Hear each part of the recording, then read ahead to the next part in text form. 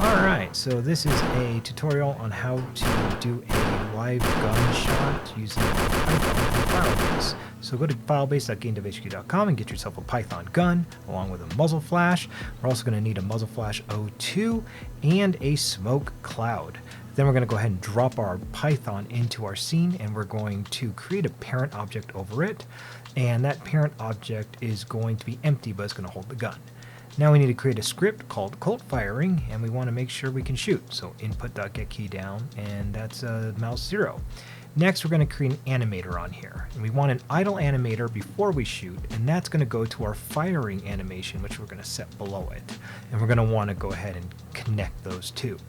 Once we do that, let's go to the Colt actual game object, hit the record button, and right click on the transform, and you can key in the rotations. And we're going to just key in that Colt firing, so it's going to angle backwards a little bit as it shoots. Now it's going to be a smooth movement, so we're going to go into the curves and we're going to adjust the curve so it's like a sharp hit as it goes back. We're also going to record the barrel, and we're going to record the movement of the barrel as we fire. So when we do shoot, the barrel kind of changes position and rotates and then snaps back to where it was prior. Then we're going to go down to our trigger, and we're going to find that inside of our animator system, and we're just going to animate in and keyframe in that animator cocking backwards. Let's go ahead and go to our parameters, and inside of parameters we're going to do a new trigger, and we're going to call this fire. And when we click the idle, we're going to turn our transition duration to 0, and all the way down at the bottom we're going to have a condition, and we want to add in that fire condition. Now we need to connect our animator in our script. So private animator anim, and on start we need to connect the component, which is animator, to that anim.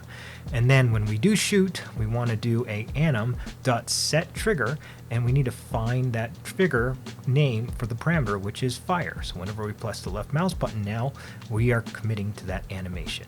Excellent. Now we also had those particles that we dragged in earlier. We need to really clean these up. But, we have these in Firebase, so you guys don't have to rebuild them. So we're going to drop in our muzzle flash 1 and 2. Muzzle flash 1 is for the side angle. Muzzle flash 2 is for the angle that we see from the back of the gun.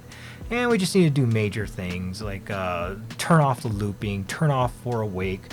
We want to stop this so that it's world versus local physics. And we also want to make sure that this is in burst fire mode versus just a continuous mode, and we want to drop that as a child of our gun. In our script, we want to grab those particle systems, so we're going to serialize those and place those in and on our specter called muzzle flash 01 and muzzle flash 02, and then when we actually fire the gun, we're going to make sure that muzzle flash 01 plays as well as muzzle flash 02 plays, and we should have those muzzle flashes appear when we shoot our gun now. Very nice, but that's not it. We also need smoke and lights. So let's start with our lights.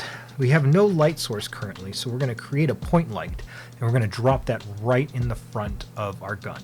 We're going to set it to a very high intensity and with a little bit yellow, and inside of our animator we're actually just going to animate the enable disable in that area and keyframe that. Then we'll drop in our smoke. This particle system needs, of course, to turn off on looping and awake. It needs to be set to world. But we're also going to adjust a couple other values because it's way too big. So we're going to adjust the size of each one of the cloud poofs. We're going to change the emitter so that it's a small radius and it only comes from the top of the barrel. We'll adjust the velocity and the gravity, and we'll also make sure we adjust the transparency of each one of the particles so that they're not super bright. They're kind of dim, but you still get the smoke effect when we shoot. Then we just need to go into our script again and serialize that smoke, and when we do shoot we need to add in that smoke.play for that animator system. So now we got smoke every time we shoot. We're making a lot of progress here. Next thing we need to do is we want to add some audio. So we're going to create an audio source, and then inside of our script we're going to create a serialized field for our audio clip, which we're going to drop inside of our component, and our audio source, which we're going to connect. Once we do that, then all we need to do down in the script is in our audio source we need to assign for that clip to be the audio clip, and then audio source dot play. This will play the audio clip every time we shoot. But we have an animation issue. Easiest thing to do is turn off this on idle and say at any state you're going to fire.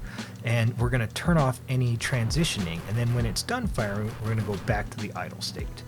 All you have to do at that point is then take your character and use the parent constraint and attach it to the bone, like your wrist bone for your character. And as your character walks around, that bone will be attached, that gun will be attached to that bone. And when you press the left mouse button, now you're shooting your gun. Excellent work, everybody. New to coding? Feel like those tutorials are speaking an alien language? Yeah, we've been there. That's why we built Game Dev HQ, a place where you can actually learn by building.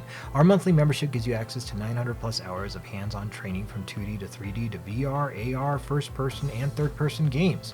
Plus, you'll get our 12,000 game asset library, daily check-ins, one-on-one tech support, and live workshops 6 days a week where we'll cover the stuff that you want to learn.